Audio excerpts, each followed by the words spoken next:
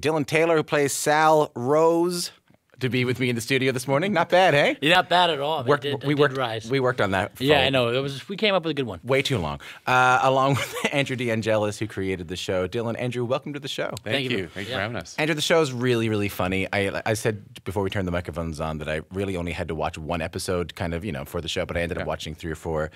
And I'm assuming that the whole idea didn't come from Joan Osborne, didn't come from What If God Was One of Us. Where did this idea of the second coming living in Sudbury come from? The idea came like really, really simply. It's just one of those what if questions, which was just, what would it be like if there was a second coming and in contemporary times, and what would it look like for him to try and gain followers? Also kind of like the times we live in are pretty cynical. And it would be really hard to do. So it was just a simple, what would that be like? Played straight, played real. How would it look like? Were you raised with the church? Were you raised with the idea that God was coming back? Yeah, I was raised Catholic, altar boy, the full 9. And even though I've kind of gone away from it, I've always had a fascination with religion and the church. And so it's just something that I'm consumed with it. I'm very interested in the whole story. We just described Sal as a 30-something kind of boorish kind of guy, but I think as the show goes on, you tend to sympathize with him, even the times before he found out he was the second coming. So Dylan, how do you see Sal? How do you see this character? Well, the discussion that we sort of had going is that Sal, at his heart, is a very good person, and that he does possess many sort of, quote unquote, Christ-like characteristics. They've just sort of been drowned out with his upbringing, with where he's from, Copper Cliff, and being a spoiled only child, and just his nurturing has overtaken his nature.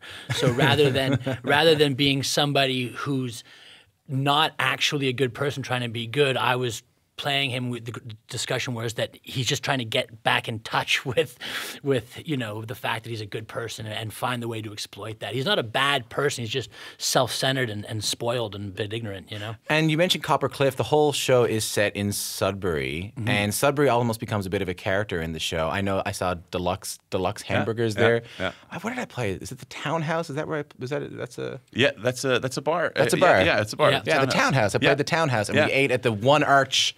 Yeah, deluxe hamburgers. It's a one-arch town, they say. Yeah. Tell me about the decision to set the show in Sudbury. We were originally going to shoot in Toronto, and then we were going to shoot it up there. And so you were going to shoot it in Toronto. Yeah. And then we realized we were going to shoot up there because they have the Northern Heritage Fund, which is a great resource for productions up there. What you could have done was made it Sudbury look like Toronto, but that's initially the thought. But then one day it just occurred to me, we're shooting in Sudbury. This is great. Let's make it in Sudbury. Let's have it be in Sudbury. And it kind of lended itself to the story, this underdog story. This is a story about the worst person in the world trying to be the best person in the world. And so let's put it in a city that's Sudbury. That's a real rough town. But also it's got a lot of heart and a lot of great qualities that are right there just under the surface.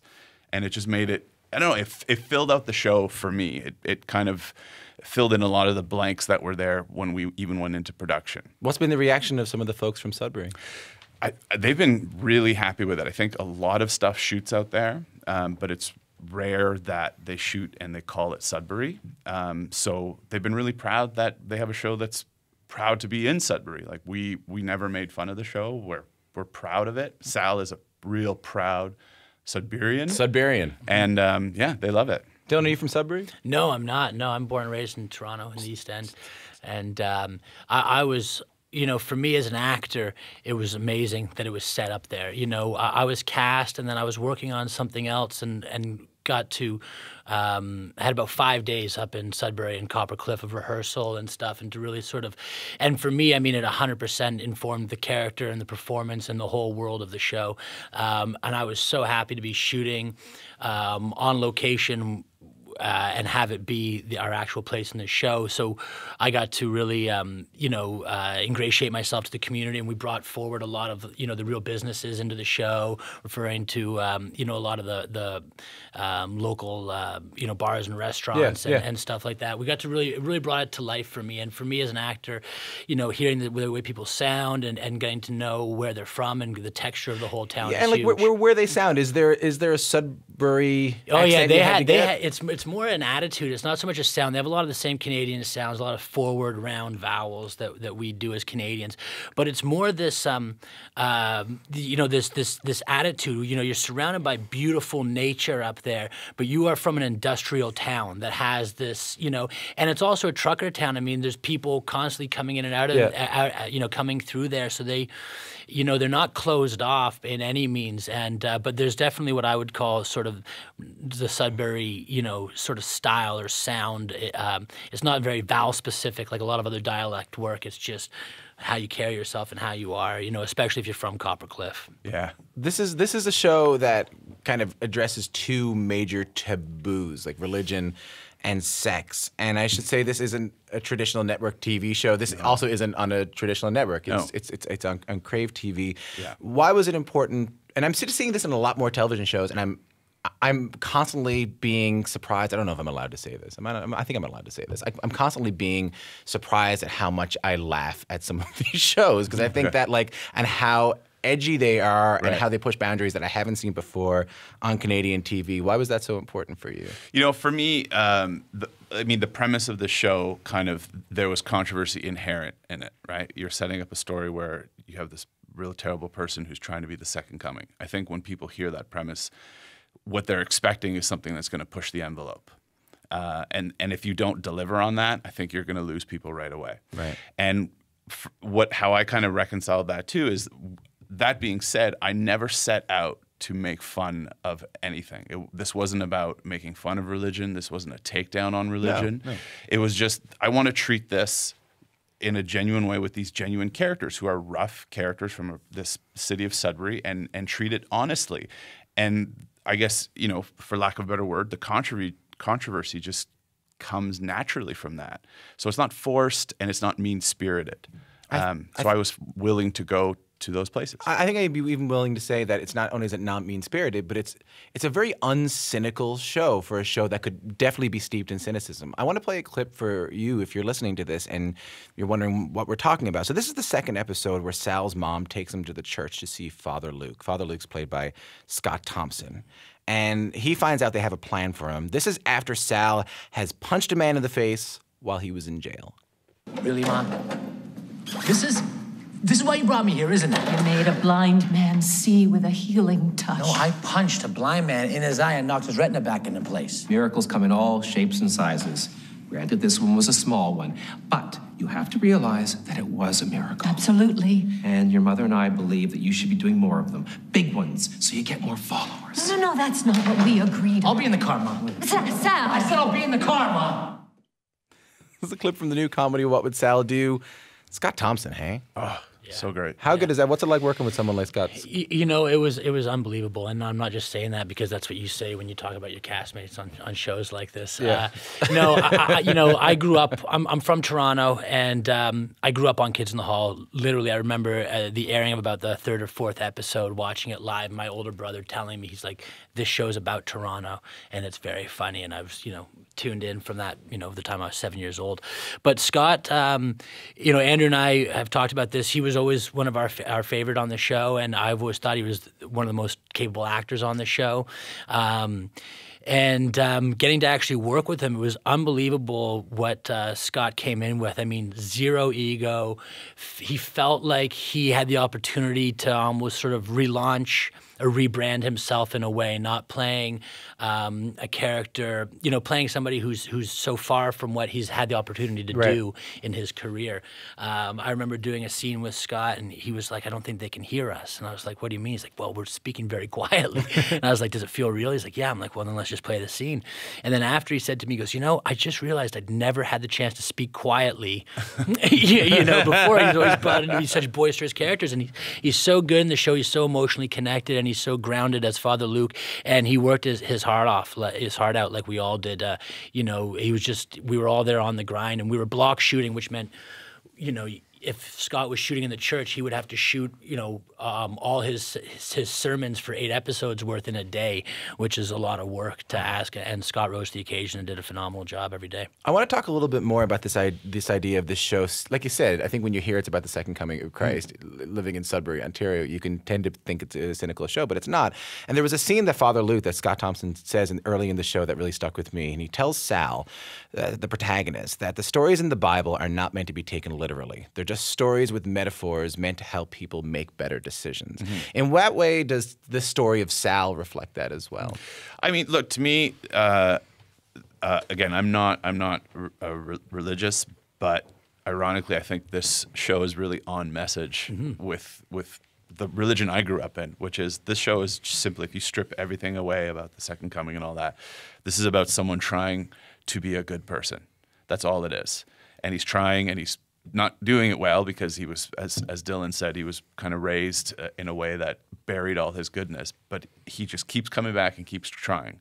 It's not about not getting it right, it's about trying to get it right. And if that's what everybody did, was just try your best to be good, I'm not saying it would solve all the world's problems, but you know, that would be a good place to start. And in many ways, I feel like Sal is symptomatic of a generation. Am I reaching on that? Yeah, no, not at all. Not at all. I think that was a lot of what Andrew brought to the table initially, talking about us being from a cynical time and generation, and also, you know, playing on the idea that, you know, we don't hand out trophies anymore, that like everybody's great, you know, and so my mother has filled me with this my whole life, that I'm great, you know, and there's an ongoing theme where my mother says she's never lied to me, and then, you know, I think she starts to realize that she has been lying to me every day of my life, essentially, right. Just filling my ego in my head with this thing that I'm great, that everything I do is perfect and everybody else is wrong and I'm right. And making you feel like you're not accountable for yeah, your exactly, decisions, making right. me completely unaccountable. Yeah, you know, and you know, that's a big, you know, coming of age thing or maturation process that Sal is, you know, enduring through this 8-episode journey we have. Because ultimately, look, go ahead, Andrew. Yeah, that was one of the things too, was that whole entitled generation, right? Like we're telling our kids, like Dylan's saying, like everything's great. So I wanted to put that too, like to reflect that this is what happens when you tell them everything they do is awesome.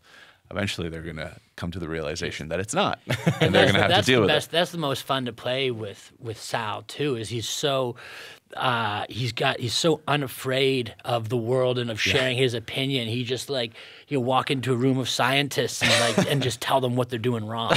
You know, no, bro, that's not how it goes. That's season 2. Climate change, yeah. It's like he's just an expert on everything because his opinion is always right. Yeah, you know? I've heard of a guy like that. Yeah, exactly. Yeah, you know, I've been saying if you don't know a Sal, you are one. And, you know, so yeah.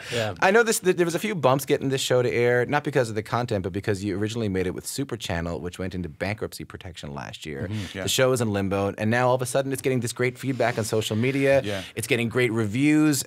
People find it so very, very funny. Andrew, how does that feel, like knowing that you finally got to air after all those challenges that most shows don't make it through?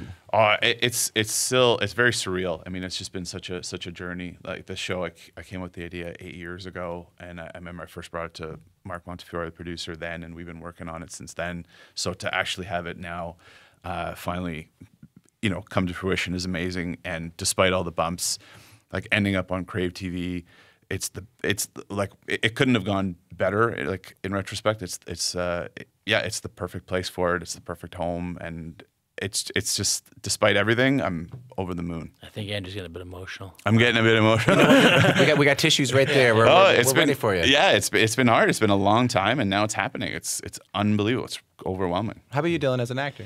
Yeah. I was so proud of this show when it was done, and unfortunately, that's not always the case as an actor. Sometimes you do things because, you know, I've got a mortgage and kids, right? And this show, we all worked, cast and crew. We had to make our day every day. So we shot about 13 pages a day in 12 hours, 5 days a week. And then I would host rehearsals in my room every night. And if you've seen the show, Sal's just running his mouth, and we were block shooting. So it was a lot of work went into it. There was definitely times where I thought, even though I was proud of the show and had seen it, that I was like, man, we all worked so hard on something that I thought was actually really great too, and may never see the light. So it's phenomenal to be here today and to have Crave TV see the value in the show and bring it back to life, and to just be here, you know, a year and a half, almost 2 years later, talking about it is so exciting and surreal and very, yeah. And our shooting schedule, like Dylan's right, it was crazy. It was nuts. And you know, you look at that show and it looks fantastic, and that's a testament to Samir and James Klopp, and Samir, James our director, Klopp, DP, and James Klopp, our DP. They were like just phenomenal. I mean, this was like, you know, to Dylan's point, to such a very, very much a collaborative effort. Like, and it's, again, this isn't something that I'm saying just because this is what you say in the yeah. Genuinely, it really was from all fronts. Guys, it's been such a pleasure having you in. Thank you so much for having us, man. This Thanks was so great. much for coming in. Andrew De Angelis is the creator of the new series What Would Sal Do, which is now streaming on Crave TV. Dylan Taylor plays the main character, Sal. You can check out a trailer for the show on our website. Try and watch one. You'll watch 4. cbc.ca/Q.